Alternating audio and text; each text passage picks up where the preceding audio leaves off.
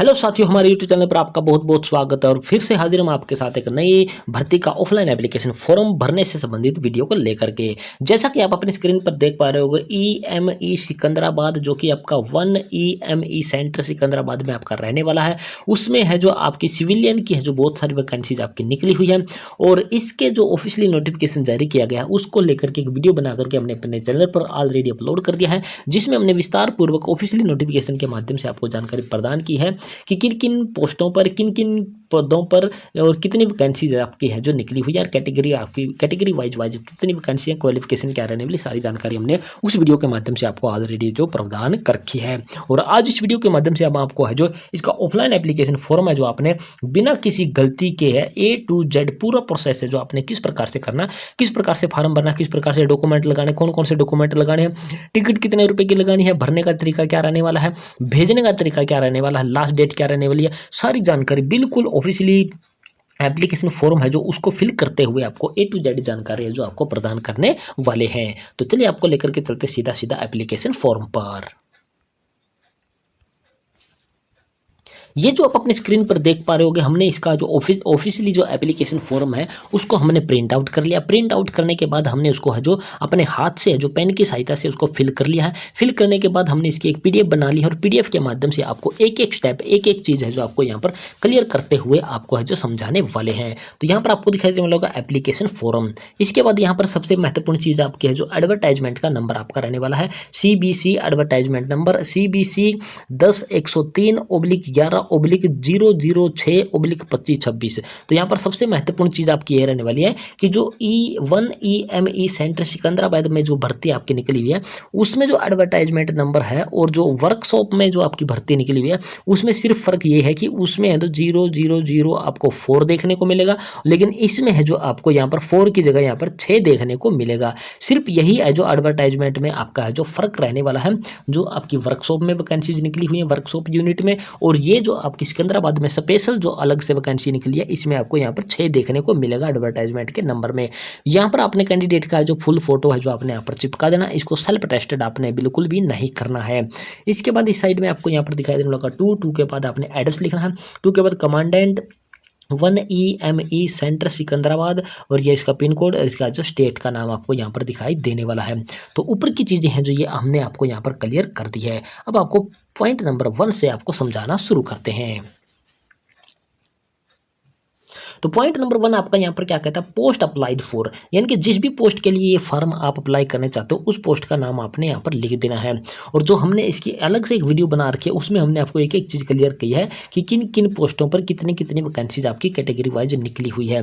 तो हम आपको ये फॉर्म जो अप्लाई करके दिखाने वाले वो MTS की पोस्ट का आपको अप्लाई करके दिखाने वाले हैं। MTS की पोस्ट है जो 2 यूनिट में निकली है, तो हम जिसमें ज़्यादा यूनिट जो वैकेंसीज आपकी निकली है MTS की उस यूनिट में हम फॉर्म है जो यहाँ पर अप्लाई कर रहे हैं। तो हम यहाँ पर लिख देंगे CYEME सेंटर और इसके बाद यहाँ पर लिख देंगे हम सिकंदराबाद। ये वाला शब्द है जो सिकंदराबाद, ये आप यहाँ पर लिख सकते हो या फिर जितना हमने लिखा इतना करके भी आप इसको छोड़ सकते हो। इसके बाद यहाँ पर आपको दिखाई देना होगा point number 2, name of the candidate in capital letter. Capital letter का मतलब होता है कि बड़े अक्षरों में, तो जितना हो सके आपने एप्लीकेशन फॉर्म को जो बड़े अक्षरों में ही आपने फिल करने की कोशिश करनी है। तो स्टेप नंबर 2 में हमने कैंडिडेट का नाम फिल कर दिया। स्टेप नंबर 3 का जो 1 पार्ट है, A पार्ट, इसमें हमने उसका है जो कैंडिडेट के फादर का नाम लिख दिया। अगर आप हस्बैंड का नाम लिखना चाहो तो हस्बैंड, अगर आप मैरिड वुमेन आप फॉर्म अप्लाई कर रही हो। इसके बाद मदर का नाम यानी कि आपकी माता जी का जो नाम आपका रहने वाला है वो आपने यहाँ पर फिल कर देना। और इन नामों की स्पेलिंग है जो आपने 10वीं की DMC के अकॉर्डिंग आपने ये सारी की सारी स्पेलिंग आपने यहाँ पर डालनी है। इसके बाद हम आपको लेकर के आ चुके हैं पॉइंट नंबर 4 पर। पॉइंट नंबर 4 इसका क्या कहता है कि आपने इसमें डेट ऑफ बर्थ डाल दिया। सबसे पहले अपनी डेट, डे, उसके बाद अपना मंथ और उसके बाद आपने ईयर, यानी कि अपनी डेट ऑफ बर्थ आपने इसी फॉर्मेट में आपने डालने हैं, डे, मंथ और ईयर, जो कि आप अपनी स्क्रीन पर देख पा रहे हो। पॉइंट नंबर 5 पर हम आपको लेकर के आज आ चुके हैं, age on last date of application received. तो सबसे पहले हम आपको यहाँ पर क्लियर कर देते हैं कि इसकी लास्ट डेट है जो एप्लीकेशन फॉर्म की फिल करने की वो आपकी क्या रहने वाली है। वो आपकी रहने वाली है 14/11/2025। ये इसके जो लास्ट डेट है, जो फॉर्म वहाँ पर पहुँचने की लास्ट डेट आपकी रहने वाली है। तो लास्ट डेट में से हमने अपना जो डेट ऑफ बर्थ हमारी रहने वाली है, वो डेट ऑफ बर्थ को हम यहाँ पर क्या कर देते हैं, माइनस कर देते हैं। जैसे कि आप अपनी स्क्रीन पर देख पा रहे हो, हम आपको माइनस करके दिखाने वाले हैं। 25 में से 4 जब हमारे जाएंगे तो 21 हो जाता है, और 8 में से जब हमारे हैं जो 11 में से 8 जाएंगे तो हमारे 3 हो जाते हैं, और 14 में से जब 11 जाते हैं तो हमारे 3 हो जाता है। तो हमारी यहाँ पर है जो आपकी डेट लिख सकते हो, यहाँ पर 21 ईयर यहाँ पर हमने लिख दिया, 3 मंथ हमारे हैं जो यहाँ पर लिख दिया, और 3 डेज हम जो हमारे यहाँ पर थे वो हमने यहाँ पर है जो क्लियर करके आपको लिख के है जो दिखा दिया है। तो इस प्रकार से आपने है जो अपनी ईयर, अपने है जो आयु की जो गणना होती है आपकी, वो आपने किस प्रकार से कैलकुलेट करनी है, वो भी हमने यहाँ पर है जो बिल्कुल एक एक पॉइंट आपको यहाँ पर करके दिखा दिया है। इसके बाद पॉइंट नंबर 6 आपका है जो जेंडर, मेल या फीमेल जो भी आपका है। पॉइंट नंबर 7 में है जो कि नेशनलिटी में आपने इंडियन लिखना है। और पॉइंट नंबर 8 आपका जो रहने वाला है वो आपका रहने वाला है रिलीजन आपका होता है आपका धर्म, यानी कि आप हिंदू, मुस्लिम, सिख, ईसाई जो भी आपका धर्म है, जिस भी धर्म को आप मानने वाले हो उस धर्म का नाम लिख देना। जैसे कि हमने यहाँ पर क्या लिखा हुआ, हिंदू हमने है जो यहाँ पर क्लियरली है जो लिखा हुआ है। तो ये आपके यहाँ जो 8 पॉइंट हमने यहाँ पर आपको क्लियर कर दिए हैं। इसके बाद अगला पॉइंट आपका रहने वाला है, जो कि आपका रहने वाला है वो आपका है जो पॉइंट नंबर 9 और पॉइंट नंबर 10। पॉइंट नंबर 9 आपका रहने वाला कॉरस्पॉन्डेंस एड्रेस, और पॉइंट नंबर 10 आपका रहने वाला permanent home address. Permanent home address आपका वो एड्रेस होता है जहां पर आप अपने परिवार के साथ है जो बचपन से रहते आ रहे हो, आप अपनी ज़मीन पर आप रह रहे हो, तो वो आपका परमानेंट एड्रेस आपका बन जाता है। कॉरस्पॉन्डेंस के एड्रेस की बात करें तो कॉरस्पॉन्डेंस एड्रेस आपका परमानेंट एड्रेस नहीं होता है, ये वो वाला एड्रेस होता है जहाँ पर आप इसका जो एडमिट कार्ड प्राप्त करना चाहते हो, किसी काम के सिलसिले में आप है जो अपने घर से जो दूर रह रहे हो और वहीं पर एडमिट कार्ड प्राप्त करना चाहते हो, तो आपका कोरस्पॉन्डेंस एड्रेस आपका है जो यहाँ पर बन जाएगा। तो यहाँ पर आपका विलेज या पोस्ट ऑफिस का नाम आपने इस प्रकार से डाल देना, जैसे कि हमने XYZ डाला है। इसके बाद तहसील का नाम, अपनी डिस्ट्रिक्ट का नाम, अपना पिन कोड आपने यहाँ पर पूरा डालना है। ये जो हमने इस प्रकार से XX लगा के, ये आपने बिल्कुल भी नहीं लगाने हैं। ये हमने यूट्यूब की पॉलिसियों को मद्देनजर रखते हुए कुछ डिटेल को हमने है जो यहाँ पर है जो हाइड करने की कोशिश है जो की है। तो पिन कोड यहाँ पर डाल देना, अपना स्टेट का नाम, यहाँ पर अपना है जो मोबाइल नंबर, जो भी आपका मोबाइल नंबर है, और ईमेल आईडी आपने कैपिटल लेटर में पूरी ईमेल आईडी आपने यहाँ पर डाल देनी है। इसी प्रकार से अगर आपका कॉरस्पॉन्डेंस एड्रेस और परमानेंट एड्रेस है तो सेम टू सेम यही वाला आपने इस साइड में आपने इसको है जो लिख देना है। अगर आपके ये दोनों के दोनों एड्रेस अलग अलग हैं तो आपने ये दोनों के दोनों एड्रेस आपने यहाँ पर अलग अलग है जो लिखने की आपने क्या है यहाँ पर कोशिश करनी है। तो ये हमारा जो पॉइंट नंबर 10 और आपका पॉइंट नंबर 9 है जो हमने यहाँ पर क्लियर कर दिया है। इसके बाद हम डायरेक्टली आपको लेकर के आ चुके हैं पॉइंट नंबर 11 पर। पॉइंट नंबर 11 आपका रहने वाला कैटेगरी से संबंधित, आपकी जाति से संबंधित। UR का मतलब होता है अनरिजर्व्ड कैटेगरी। इसके बाद SC का मतलब होता है शेड्यूल कास्ट, और ST का मतलब होता है शेड्यूल ट्राइब्ड, और OBC आपका अदर बैकवर्ड क्लास। EWS आपके जनरल UR में से निकलते हैं जो कि इकोनॉमिकली वीकर सेक्शन के होते हैं। और इसके बाद है जो आपका जो ESM का मतलब होता है एक्स सर्विसमैन। तो ये आपकी कैटेगरी है, और आपकी जो भी कैटेगरी आपकी बनती है उस पर छोटा सा टिक मार्क लगा कि यहाँ पर उसका कैटेगरी का नाम आपने लिख देना है। अगर आप OBC हो, SC हो, ST हो, EWS हो, तो आपने उसका क्या है एक सर्टिफिकेट किया जो कॉपी आपने लगानी। Please enclose photo copy of the relevant certificate, यानी कि जो सर्टिफिकेट आपका बनता है SC BC जो भी आपका, उसका सर्टिफिकेट की सेल्फ अटेस्टेड कॉपी आपने इस एप्लीकेशन फॉर्म के साथ में है जो लगानी होती है। अब आपको लेकर के आ चुके हैं पॉइंट नंबर 12 पर। पॉइंट नंबर 12 आपका होता है जो डिसेबल कैंडिडेट हमारे रहते हैं, अपंग व्यक्ति जो हमारे रहते हैं, दिव्यांग व्यक्ति जो रहने वाले थे, उनके लिए हमारा रहने वाला। अगर आप दिव्यांग व्यक्ति हो तो यहाँ पर आपका या क्या करोगे, आप यस करोगे जी इस प्रकार से, और यस करोगे तो आपकी कौन से प्रकार की डिसेबिलिटी या किस प्रकार की अपंगता आपके शरीर में है उसका नाम आपने यहाँ पर लिख देना है। और परसेंटेज आपके सर्टिफिकेट में है जो विकलांगता की परसेंटेज है आपके सर्टिफिकेट में जो दी गई है वो आपकी 60% है, 32% है, या फिर 70% है, जो भी आपकी परसेंटेज है वो आपने यहाँ पर परसेंटेज है जो दर्शा देनी है। तो इस प्रकार से आपका ये पेज नंबर 1 है जो आपका यहाँ पर क्या हो जाता है, क्लियर है जो हो जाता है। अब हम आपको सीधा सीधा लेकर के आ चुके हैं पेज नंबर 2 पर। पेज नंबर 2 आपका कहाँ से शुरुआत होती है, पॉइंट नंबर 13 से होती है। Length of the competent service, ये कैंडिडेट हैं जो कौन भाग लेंगे, जो एक्स सर्विसमैन कैंडिडेट हमारे रहने वाले हैं आर्मी से, नेवी से या एयरफोर्स से, सिर्फ उन्हीं के लिए कॉलम है जो आपका ये लागू होता है। बाकी फ्रेश जितने भी कैंडिडेट हैं उनको ये फिल करने की कोई ज़रूरत नहीं रहने वाली है। यानी कि जो आपके जो आर्मी या नेवी या फिर आपके एयरफोर्स में जो कैंडिडेट हैं और वो रिटायर्ड हो चुके हैं और वो क्या कहलाते हैं, एक्स सर्विसमैन कहलाते हैं, तो वो भी अपना फार्म है जो इस प्रकार से अप्लाई कर सकते हैं। और उसकी डिस्चार्ज सर्टिफिकेट की है जो कॉपी आपने साथ में है जो लगानी होगी। पॉइंट नंबर आपका आ जाता है जो अगर आपको जो एज रिलैक्सेशन की छूट नहीं चाहिए तो आपको यहाँ पर नो कर देना है। एज रिलैक्सेशन की छूट किस किस को मिलती है यहाँ पर आपको बता देता हूँ। एससी, इसके बाद एसटी और इसके बाद ओबीसी कैंडिडेटों को जो एज की जो छूट मिलती है। एससी एसटी को जो 5 साल की मिलती है, ओबीसी कैंडिडेटों को 3 साल की है जो यहाँ पर मिलती है। अब मैं आपको यहाँ पर क्लियर कर दूँ कि कब आपने यस करना है, कब आपने नो करना है। मान लीजिए आप कैंडिडेट हैं जनरल कैटेगरी के, जनरल कैटेगरी की एज है जो इसमें 18 से 25 के बीच में आपकी होनी चाहिए। अगर ये आपकी है जो 18 से 25 है तो आप यहाँ पर नो करोगे। जनरल कैटेगरी के वालों को तो वैसे भी है जो नो ही करना है, क्योंकि उनको छूट वगैरह नहीं दी जाती है। मान लीजिए आप है जो एससी हो, बीसी हो या फिर एसटी हो और आपकी एज है जो 18 से 25 के बीच में है, तो आपने यहाँ पर क्या है नो कर देना है। अगर आपकी 18 से लेकर के आपकी 26 वर्ष आपकी बैठ जाती है तो आपने यहाँ पर है जो इसका क्या करना है, यस का प्रयोग करना है। यस का प्रयोग होता है कि आपको आयु में क्या चाहिए है, जो छूट है जो आपको चाहिए होती है। तो ये बात हमने यहाँ पर आपको क्लियर है जो कर दी है। इसके बाद हम आपको डायरेक्टली लेकर के आ चुके हैं पॉइंट नंबर 15 पर। पॉइंट नंबर 15 हमारा क्या कहता है वो आप यहाँ पर ध्यान से है जो सुन लीजिए। पॉइंट नंबर 15 आपका रहने वाला क्वालिफिकेशन से संबंधित, यानी कि एजुकेशनल क्वालिफिकेशन, आपकी पढ़ाई लिखाई कितनी हुई है। तो सबसे पहले नेम ऑफ एग्जामिनेशन में हमने यहाँ पर लिख दिया 10th और उसके बाद लिख दिया 12th। अगर आपके पास ग्रेजुएशन है, बीए बीएससी जो भी आपका डिग्री डिप्लोमा, उसकी डिटेल आप यहाँ पर दे सकते हो। अदरवाइज एमटीएस की पोस्ट के लिए सिंपल 10वीं चाहिए है, लेकिन हम यहाँ पर क्या है +2 की क्लास का सर्टिफिकेट भी हम यहाँ पर लगाने वाले हैं। इसके बाद जो 10वीं 12वीं कौन से साल में पास किया वो साल का नाम, कौन से बोर्ड से पास किया बोर्ड का नाम आपने इस प्रकार से लिख दिया। परसेंटेज आपकी 10वीं 12वीं में कितनी थी वो परसेंटेज आपने यहाँ पर डाल देनी है। और आपकी ग्रेड या आपकी डिवीजन आपकी कौन सी थी, first division, second division, third division, जो भी आपकी डिवीजन रहने वाली थी उस डिवीजन को इस प्रकार से लिख देना जैसे कि हमने आपको लिख करके दिखाया हुआ है। इसके बाद यहाँ पर आपको दिखाई देने वाला होगा ये जो कॉपी आप यहाँ पर लगाओगे 10वीं और 12वीं की, आप कॉपी सेल्फ टेस्टेड है जो साथ में है जो लगा दोगे एप्लीकेशन फॉर्म के। इसके बाद आपका आ जाता है एक्सपीरियंस से संबंधित। अगर आपका किसी भी विभाग में या कहीं पर भी कोई पोस्ट से संबंधित एक्सपीरियंस नहीं है तो आपने यहाँ पर सिंपली क्या है नो कर देना और इनको आपने इस प्रकार से खाली छोड़ देना जैसे कि हमने आपको खाली छोड़ के यहाँ पर है जो दिखाए हुए हैं। तो एक्सपीरियंस इसका है जो मांग भी नहीं रखा है, अगर आपके पास नहीं है तो आपने सिंपली नो कर देना है और ये इनको खाली इस प्रकार से डैश डैश लगा के आपने छोड़ देना है। इसके बाद हम आ जाते हैं आपके यहाँ जो पॉइंट नंबर 16 पर। और पॉइंट नंबर 16 आपका क्या कहता है, list of enclosures. List of enclosure का मतलब आपका रहने वाला है कि इस एप्लीकेशन फॉर्म के साथ में आप कितने डॉक्यूमेंट की कॉपी है और कौन कौन से डॉक्यूमेंट की कॉपी लगा करके साथ में भेजना चाहते हो। तो सबसे पहले हम यहाँ पर आईडी के तौर पर अपना आधार कार्ड का नंबर हम भेजने वाले हैं, आधार कार्ड की कॉपी भेजने वाले हैं। इसके बाद 10वीं की क्लास की सर्टिफिकेट या डिप्लोमा जो भी आपका रहने वाला है उसकी कॉपी भेजेंगे सेल्फ टेस्ट। उसके बाद +2 की, उसके बाद डोमिसाइल सर्टिफिकेट। डोमिसाइल सर्टिफिकेट है जो प्रत्येक स्टेट का अपना अपना डोमिसाइल सर्टिफिकेट अलग से बनता है, तो आपने पता कर लेना कि डोमिसाइल सर्टिफिकेट आपका किस प्रकार से बनने वाला है।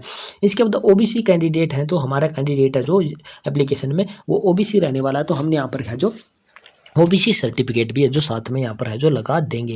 यानी कि अगर आप रिजर्व कैटेगरी से संबंधित हो तो आपने कास्ट सर्टिफिकेट की कॉपी आपने यहाँ पर 100% है जो आपने लगा देनी है। पॉइंट नंबर 17 आपका कहता है कि एनी आईडी प्रूफ, कौन सी आईडी प्रूफ आप वहाँ पर प्रोड्यूस करोगे, कौन सी आईडी प्रूफ आप दिखाओगे। तो हमने यहाँ पर जो आधार नंबर है जो हमने यहाँ पर लिख दिया है, यही हमारी आईडी रहने वाली है। अगर इनमें से भी कोई भी आपके पास आईडी है तो वो आईडी का भी आप यहाँ पर क्या है प्रयोग है जो कर सकते हैं। तो हमने आपको यहाँ पर बता दिया कि आपने आईडी का है जो किस प्रकार से प्रयोग करना। तो ये 4 आईडी आपको यहाँ पर दे रखी है, इनमें से कोई एक का होना आपके पास अति आवश्यक रहने वाला है। इसके बाद हम थोड़ा स्क्रॉल करके नीचे की तरफ आते हैं तो हमें यहाँ पर डिक्लेरेशन देखने को मिलती है। इस डिक्लेरेशन को मास्टर है जो आपने क्या है एक बार पढ़ लेना है। पढ़ने के बाद आपने यहाँ पर कैंडिडेट के सिग्नेचर करवा देना है। यहाँ पर जिस दिन में जिस भी जगह से ये एप्लीकेशन फॉर्म फिल करने वाले हो उस जगह का नाम आपने यहाँ पर डाल देना और किस डेट में ये फॉर्म आपका भरने शुरू हो जाएंगे। 11/10/2025 से ये एप्लीकेशन फॉर्म है जो आपके शुरू हो जाएंगे। तो आपने 11/10 या 11/10/2025 के बाद ही इस एप्लीकेशन फॉर्म को आपने डाक के माध्यम से है जो भेजने की आपने कोशिश है जो करनी है। तो ये हमने बता दिया कि आपने किस प्रकार से डिक्लेरेशन के बाद सिग्नेचर वगैरह अपने यहाँ पर करने हैं। इसके बाद आपको अगले पॉइंट यहाँ पर दिखाई देने वाला होगा, candidate to be insure the following document है जो आपने साथ में है जो इस एप्लीकेशन फॉर्म के है जो 100% जो लगा दिए होंगे। एक है जो लिफाफा, आपने छोटा लिफाफा जो बड़े लिफाफे में बंद होके जाएगा एप्लीकेशन फॉर्म के साथ में, वो छोटा लिफाफा आपने साथ में है जो एड्रेस लिख के, अपना एड्रेस लिख के भेजना, उस पर 5 रुपये की डाक टिकट आपने लगानी है। पॉइंट नंबर 2 आपका self attested copies of the certificate, यानी कि जो एप्लीकेशन फॉर्म के साथ में आप कॉपी लगाओगे 10वीं 12वीं की या फिर आपका ID कार्ड की जो भी, उसको आपने सेल्फ अटेस्टेड कर देना, यानी कि अपने जो सिग्नेचर हैं जो उसके ऊपर कर देना है, ID के ऊपर, उस प्रिंट आउट के ऊपर। इसके बाद और उसकी कितनी कॉपी आप लगाने वाले हो, 5 कॉपी हम साथ में लगा के भेज रहे हैं, तो हमने यहाँ पर 5 है जो लिख दिया है। इसके बाद आपका है जो 2 अलग से फ़ोटो आपने एप्लीकेशन फॉर्म के साथ में भेजने हैं, और उनके बैक साइड में अपना नाम, अपनी माता का नाम, अपने फादर का नाम और डेट ऑफ बर्थ भी आप लिख सकते हो, ताकि वहाँ पर गुम होने की संभावना है जो ख़त्म हो जाए। और तीसरा पेज जो आपका रहने वाला होगा वो एडमिट कार्ड का रहने वाला है, और वो तीसरा पेज भी आपने साथ में ही है इसके है जो फिल करके आपने भेजना होता है। तो आप अपनी पर देख पा रहे होगे कि आपका जो लास्ट का है जो प्रिंट आउट आपका जो रहने वाला वो किस प्रकार से दिखाई देने का। एक्नॉलेजमेंट या फिर एडमिट कार्ड का ये पेज आपका रहने वाला है। यहाँ पर सबसे पहले पोस्ट अप्लाइड फॉर, जिस पोस्ट के लिए आपने अप्लाई किया उस पोस्ट का नाम, कौन सी यूनिट में अप्लाई किया उस यूनिट का नाम। इसके बाद अपना नाम है जो कैपिटल लेटर में आपने है जो यहाँ पर लिख लेना है बड़े अक्षरों में। इसके बाद है जो आपका है जो अपनी डेट ऑफ बर्थ आपने यहाँ पर डाल देनी है, अपना जेंडर, अपनी माता का नाम, अपने पिता का नाम और अपनी कैटेगरी जो भी आपकी कैटेगरी रहने वाली है। जैसे कि हमारा कैंडिडेट OBC था तो हमने इसका जो सिलेक्शन है जो इस प्रकार से कर लेना, या उसको टाइप है जो आपने सिंपली है जो कर देना है। तो ये एडमिट कार्ड के यहाँ पर कुछ पॉइंट है जो हमने यहाँ पर क्लियर कर दिए हैं। इसके बाद आपका हो जाता है यहाँ पर है जो पॉइंट नंबर 9। पॉइंट नंबर 9 आपका आ जाता है कॉरस्पॉन्डेंस एड्रेस। कॉरस्पॉन्डेंस एड्रेस का मतलब वो होता है कि जहाँ पर आप अपना लेटर है जो प्राप्त करना चाहते हैं। तो यहाँ पर अपना है जो विलेज या आपका जो स्ट्रीट का नाम है या अपने हाउस का नाम है वो आपने यहाँ पर लिख देना है। अपने पोस्ट ऑफिस का नाम यहाँ पर लिख देना, तहसील, इसके बाद अपनी डिस्ट्रिक्ट और अपना स्टेट का नाम इस प्रकार से आपने लिख देना है, जो कि हमने आपको यहाँ पर क्लियर कर दिया है। इसके बाद अपना पिन कोड है जो आपने यहाँ पर डाल देना है। इसके बाद मोबाइल नंबर और ईमेल ID, कैंडिडेट के मोबाइल नंबर ईमेल ID आपने एक्यूरेट तरीके से डालने हैं। हो सकता है जो एडमिट कार्ड ना भेज करके इसके माध्यम से आपको जो बुलाने की है जो कोशिश की जाए।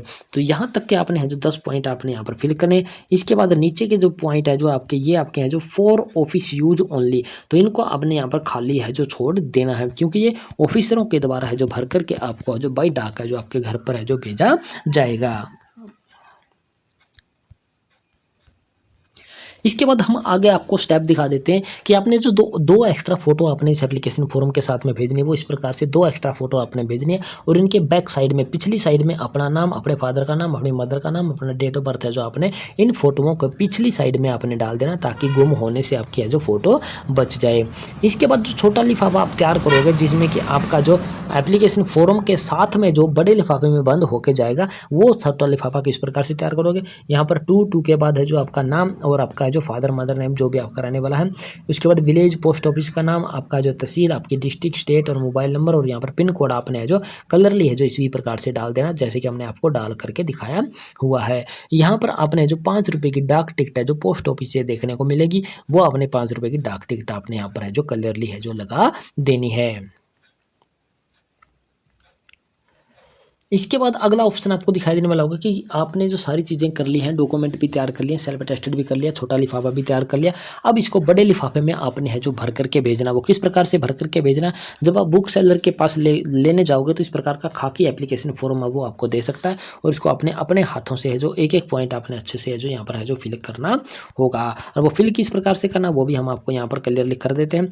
जैसे कि आप अपनी स्क्रीन पर देख पा रहे हो, ये आपका ये एप्लीकेशन फॉर्म आपका रहने वाला है, और इस पर आपने क्या चीज़ लिखनी है वो आप यहाँ पर क्लियरली है जो देख पा रहे होगे।